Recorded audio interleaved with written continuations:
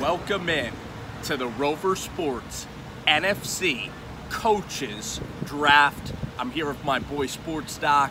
We are here enjoying a lovely Sunday afternoon. I hope everybody is enjoying their Sunday. We are 1 week away from summer, and since it's the summertime, we got to come up with some riveting NFL topics, and today we're doing the NFC Coaches Draft. It's a snake draft, which means that each participant is going to get 2 picks, then the other guy gets 2 picks, so on and so forth.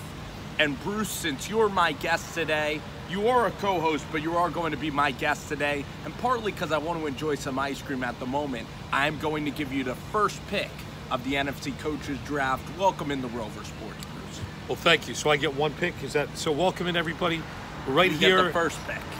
Let's make a point to say that it's 80 degrees here in Philly. We're at a beautiful ice cream place. You could fry an egg out here, and we're doing NFL NFC Coaches Draft here, and this is going to get pretty gritty. It is. So you guys buckle up your seatbelts because I'm going to pick the first pick. And I'm going to comment on this. I'm picking a guy who would have been a dark horse a year ago. He was a guy who was thought to have no business actually coaching a team. In fact, his only coaching experience was a high school team somewhere in Rattlesnake, Texas. The guy who won his team over one of the most likable coaches, the worst player. So as far as these guys, I got this even for people who were not former players, this guy was probably the worst football player ever. And we should address this by saying these are coaches for the next. These are coaches for the next 3 years. So if you want to build your franchise around this guy, I'm taking him. I'm taking him, the nicest guy, the guy who loves to love up his players. I'm taking Super Bowl champion, head coach, Douglas P. Peterson. Paul Peterson. Your comments on Peterson, break him down, chop him up. Wouldn't have even been close to my top 5. He did win a Super Bowl. He does have the best defense. He's only done it for 1 year. I need to see more. I look at his pedigree. He could be a one-hit wonder, lightning in a bottle. I wouldn't have taken him with my first pick. He's a top 5 guy for sure. He coached well in the Super Bowl against Bill Belichick. He had a very easy schedule. He had a pretty easy playoffs. I mean, come on, he beat Case Keenum, Matt Ryan, and then he went and played a very depleted Patriots defensive team. So, although he's the champion, I get that. A lot of people are going to say Doug Peterson, too, on the NFC list, but I think it's a recency bias. In 3 years, he will be inconsistent. I'm going to go with my pick, the most consistent coach in the NFC, a guy that is an offensive guru, a guy that is going to take this team to new heights, and I think the Super Bowl champion next year, and that is Kyle Shanahan from the San Francisco 49ers. So I'm going to pluck Kyle at Kyle Shanahan. Okay, my response to Kyle Shanahan is, you're talking about a recency pick. Jimmy Garoppolo, if it wasn't for him, we wouldn't even be talking about Kyle Shanahan. He started off last year, I think he might have lost 6 straight. And his team, again, he has a good pedigree. Well, his dad certainly won a Super Bowl with the Denver Broncos. 2. I don't think he is. So if I'm going to grade him, I'm going to grade him out of 5. I'll grade him a 5 out of 5 on strategy. I'll grade him a 3, maybe a 3.5 out of 5 in personality. Good personality. Solid. I think nicest as far as grittiness, as far as really being experienced, where you've seen him in big games, just call incredibly creative plays, I'll grade him a 3.5. How so about in other a 4 words, out of 5? Because he took Atlanta to the Super Bowl, and Atlanta was on the doorstep of winning the Super Bowl. They should have won that Super Bowl. I mean, you look at the Falcons, they destroyed the Packers. Matt Ryan had an MVP year under Shanny, and then Shanahan too with Kirk Cousins did well. So it's still my pick since you got the first pick. The 3rd overall pick for me, I'm going to go with a guy that's a 32-year-old guy that has one of the brightest futures in the NFL. I don't like Jared Goff. I don't like some of their additions because a lot of them are hot-headed players like Talib, Marcus Peters. I'm going to go with The boy wonder, the boy genius, Sean McVay of the LA Rams is my third overall pick. Okay, I like your pick in many ways. The one thing I don't like about him is that as a head coach, he pays no attention to defense at all. In fact, he delegates that. Defers to Wade. He defers to Wade Phillips. So that's a negative, but he's in my top 5 as well. Personality-wise, he's a 5 out of 5. Rock star. He's an engaging person. He doesn't have. We don't have a big book. We don't have a big data analysis for this guy. He's a young guy, but I'll acknowledge that that's a good pick. You took 2 West Coasters, and now it's time for my pick.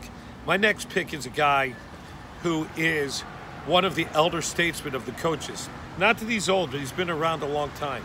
I think this guy is a sly cat. He's done a lot. You know, in certain years, he had a lot of injuries and bad players. He got stuck with a really bad cap situation with Drew Brees. I'm taking Sean Payton, former Eagles offensive coach. And I have a ton of respect for Sean Payton. I think that he is a great strategist. I think he's loved by his players. Great mind. He's a great mind. He's clearly my next up. And now I get the next one, I think, on the wrap round. Okay, now it's getting a little bit interesting. Now it's getting a tiny bit hairy. I'll tell you what I'm taking. I think there's a guy that you should take. There's a guy I'm taking. I'm not going to give you the option. Okay, there's a guy I'm taking. There's 2 guys. There's a guy I'm taking, and this guy is a real salty dog. That's why I love this guy. Oh. This guy is football. He's a football guy. Pick. And I think this guy had, he did a lot with the team last year. I think everybody likes this guy. And what's his first name? Mike Zimmer. I'm taking Mike Zimmer. Good pick. Good pick. Not to be confused with Don Zimmer, former baseball coach of the Baltimore Orioles. But Mike Zimmer, the thing I like about him is defense, great defense, a wonderful motivator. Players love him. Good interview, good sound bites, and that's why here at Rover Sports in Philly, we like to have guys that are not only good coaches, but good sound bites. So I'm taking Mike Zimmer, and now we're getting to the middle of the pack now. So now how many? Things are getting how a little many? thin. So we have 5 right now? I believe we have 5. Mm-hmm. The top 5. I'm going to pick one more coach, and then we're going to see a huge drop. You ready for the next coach? It's a pretty obvious one. The 6th coach, Dan Quinn, Atlanta Falcons. Yes. Solid, rock solid, playoff coach, really good personality, knows his stuff on defense, good motivator, solid individual. Number 6 is Dan Quinn. Now we're going to have to get a little creative for the next 3 years. Here we go. I'm going to try to pluck a good one. You know what? There is an obvious name here as well in the NFC, but we're talking about the next 3 years. And I know where you're going with this one. I can sense where you're going. I can feel it. There is an obvious one, too, that I can put on this list. I'm trying to think, because the other names on this list, you might not draft. So I do like a lot of young names in the NFC, I do. And I'm going to keep those youngsters in the bag. You know what? I'm not going with this guy, because I think that he's on the verge of possible disaster. So I'm going to go with a guy that I think is going to build the program from the ground up, a rock-solid football coach, a great foundation. I'm going actually with Matt Nagy of the Chicago Bears. I love Nagy. That's a really good pick. He's solid. He has a great personality. They just had a great draft with James Daniels, with our guy Anthony Miller. He's going to develop Trubisky. He's from the Reed tree. I see him being around a long time. He's one of my youngsters. I like going young, and I think Nagy is solid. I think Nagy's going to be around there a dang long time, so I'm going Matt Nagy there. Okay, I give you credit. Well, I'm going for the chalk right now. I'm going for a guy with a strong pedigree from the Mike Holmgren tree, from the Andy Reid tree. Guy who played defensive coordinator, actually a really good NFL player himself. A guy, the coach of the Carolina Panthers, a guy we met, and we met most of these guys. But when I meet people and they're really nice, that should have no bearing on my selection, but it actually does. Sure. So I'm picking Ron Rivera, a guy Riverboat Ronnie, and again, he's got a mercurial quarterback in Cam Newton, who is kind of off again, on again, challenging really to coach Cam, but also a solid defense. And I also like the Panthers. I like their organization. I like the way they run. I like the way they draft. So I think if I'm going to build a franchise, I think you'd be very but he's solid. kind of a salty dog, though. No, but I like the salty dog. But I like the salty dog part. I think he's just okay. I think he's kind of average, a little overrated because of Cam Newton. Well, listen, we're not rating him on the top 5. But we're drafting these coaches based on if you had to start kind of a franchise, like who would you trust kind of deal. You know what I mean? We're not picking the best teams. Here. We're not then picking the best teams. I get another pick right now, wraparound like pick. These are coaches that again, we're throwing them on a blank slate, like to start an expansion franchise. Yep, and I've got so it has I got an interesting pick now, I think, and I'm glad you left this guy around for me because this guy's an intriguing pick. This guy's going to be feast or famine, but I'm willing to take my chances on this guy because of his pure intellectual ability. I'm taking him because of his many Super Bowl rings. I'm taking him because he's a guy who could get along with Bill Belichick and get along with Tom Brady, although obviously on the opposite side of the ball. I'm taking a guy who is a funny guy, whose voice doesn't really match his beard, and taking Matty P. I'm taking Matt Patricia. That's a huge upside. I really pick. love Matt Patricia. He's a guy I haven't met, like one of the few people on the list. I'd like to interview him. I'd like to meet him, and I think it would be fun. I think it'd be fun to build a franchise around him. Cool guy. I think he's a middle of the pack guy. The only reason he's not higher is because he's never been a head coach before, and a lot of people thought he never would be a head coach. He finally stepped out for the Detroit Lions. Obviously, the Lions are a perennial team that always likes to go sideways. So I'm taking Matt Patricia with that pick. You know what? We let this guy on the board too long. There's a chance he's out of the NFL soon, but this guy's pedigree, his resume, a Super Bowl champion, could have been within 1 yard of winning another Super Bowl, a 3-time champion, I think, at the University of Southern California. This value is just too nice. Pete Carroll, Seattle Seahawks. Are you surprised we left him around that much? I'm surprised. I actually should have selected him. I have to say I looked past him. But that's the good news about the draft. But here's the thing. Sometimes, I think I have blinders for him. Maybe because I dislike the team so much. No, but here's the thing about Pete. I do like Pete. But his I dislike the Seahawks. But he's trending big time down. He can't control a locker room, Pete Carroll. He has his shortcomings in this league, Bruce. That's why I knew Pete was on the board, but I like Nagy more than Pete Carroll because Carroll, he has trouble controlling NFL players. He's too goofy.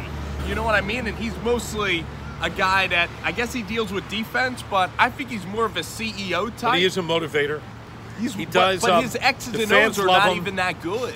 Right. That's why he's not a top 7 That's why guy. he's not top tier, but a lot of people But I think he's a value. I think he's a good value pick. I think he is. At this number, I think he's a good value pick. I pick. think for most, he'd be actually a top 5 guy over Dan Quinn, but he could be out of the league. I'm not going by resume. We're projecting here. That's why right. it's an interesting That's why exercise. This is Rover Sports. We're not taking the chalk here. But I'll grab Carroll, and then a guy that I think is in a good situation, a guy that I think has really learned from his mistakes. I am going to go with Pat Shurmur, New York Giants. I think he's learned from his mistakes. Rock solid offensive coach, a guy that's going to run the football, go play action. He's not just going to throw the ball all over the yard a lot. So I look at Shurmur. I think he's a very creative game schemer. But the thing I love about Pat is he's a quality person. He's someone that, as a Giants fan, I'm proud to have as my football coach. I've said that. Coming from Ben McAdoo, as the CEO, Shurmur, all about business, classiest Midwestern guy. We met him on an airplane. He talked to us. He put up with us for 3 hours. He is a little quiet, but he is one of the friendliest guys. A guy that if he was a college coach, you'd let your son play for. And that means a lot to me. He's a good strategist, high upside. Right. So I will agree with you. Obviously, we did spend 3 hours with him. He's a real good X's and O's guy. He's a family guy. He's got like 6 kids. About 4 of them are kids that play football. Guys. His 2 mistakes really were, which you can't really fault him for, One was trying to coach the Cleveland Browns, which is basically falling into the Bermuda Triangle. That's instant That's death. enough to kill anybody's coaching That's career. last stand. Even Coach And Belichick. also being the offensive coordinator for a guy who's a complete salty dog. One Chipper the Dicker, Kelly. So he took a job. He needed a job, but that's really his big major downsides is he had to work in a terrible franchise, and he also had to work with a guy who would try to not listen to him. I hope that doesn't collude his mind. You know, like when you did the stack and tilt golf swing and it ruined you.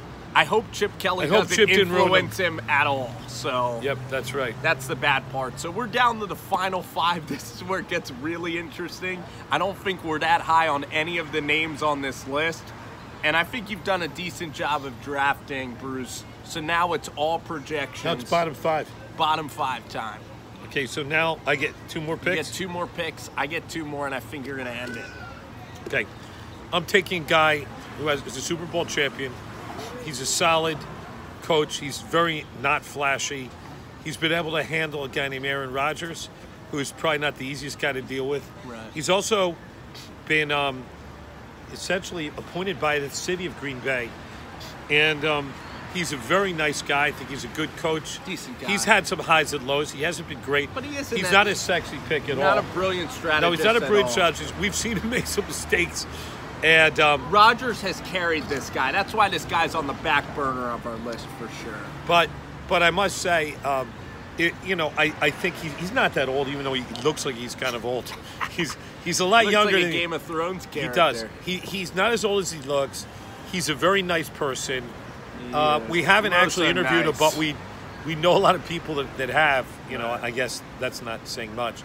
But I'm taking a guy who's got a lot of layers of fat, which helps him stay in Green Bay, and his name is Mr. Michael McCarthy. Fat over of fat. The FOF, which is fat over fat. Green Bay Packers. You'd like this milkshake. And this basically brings us down to the bottom 4. Not a sexy pick. Now I'm going to take a guy who I'm just drafting on upside. Take a guy who I've liked, who I've gotten to know only through his press conferences. I've only heard about him indirectly. He will be coaching a pretty cool franchise in Arizona, and I think he's a good pick. He's a guy who put his time in as a coordinator, and it's his time. Steve Wilkes of the Arizona Cardinals. I like it. I will put my faith in him, and I in some ways he's such an unknown. If he even had any experience, he would climb up the ladder, but he's a total unknown. That's why he fell to the bottom. And now you got to take the knowns. 3 left. We have 3 left. And the NFC East has 2 of them. Gruden, Garrett, and Dirk Cutter are the 3 remaining. I'm going to grab Gruden. Jay Gruden. Made the playoffs. Decent personality, but not the best. Not at all like his brother. Friendly enough guy, but not at all like John. His strategy is okay. His general managership is actually awful. And they're the kings of overpaying. His ownership is beyond terrible. His ownership is the worst. That's right. They love giving guys like Albert Hainsworth, like Josh Norman, just the juggler. And this is the most mediocre bottom of the barrel. And this last pick for me, I'm going to give you the guy that's totally the ultimate B word. Jerry Jones' little servant. Are you going to give me his bits? I'm going to give you his bits. Do I get him as the last bit? I'm taking Dirk Cutter? I'm taking Dirk Cutter. Dirk Cutter had a terrible year. But the thing is, Dirk, I like the team that they built in Tampa Bay. He does have upside. I think the Bucs are actually going to be great this year. I thought they had a great draft. So his talent evaluation, Jameis Winston kind of cooling him. So listen, I think the NFC actually has very good coaches. The AFC, as you'll see when we do that video, is going to be a lot harder. But I'll take Dirk Cutter, and I'm leaving you with, and this should tell Dallas fans what we think about their head coach, Jason Garrett. Yep, I think we have a consensus pick. Jason Garrett would be the worst pick. He would be a guy you wouldn't want to start your franchise with. So bland. He's bland. He's not a good strategist. He's not a good motivator. He must have pictures of Jerry Jones doing things with goats. That's the only reason he still has a job. Probably there's only one guy, without teasing our AFC, There's only one guy that you think is that, a longer that's laster. worse. There's one guy who is longer Definitely. laster, who's the coach of the Cincinnati Bengals, who I put in dead last. That must have, like, his owner must be going to jail or something if he doesn't fire Marvin. But Marvin Lewis is definitely my last But overall he might pick. not even be. There's some terrible AFC There's coaches. some terrible AFC coaches. So we're can't gonna get tease to them. people. We're not even getting to them. We're going to do that another time. So in this any draft's event, been a blast. I hope you guys had fun. We're Rover Hope you Sports. We're at guys had ESPN Philly. We're right here on. Let us know what you think. I want to hear your Tell them list, how they can, where we got wrong. Tell them how they can subscribe. So on how do YouTube, they subscribe? You just subscribe to me on YouTube. Who are you? I'm Spencer G. Rover Sports. Spencer G. And Rover you're Sports. Stock Rover and I'm Sports. Stock Rover Sports. So at any event, I hope you guys all had a nice Sunday.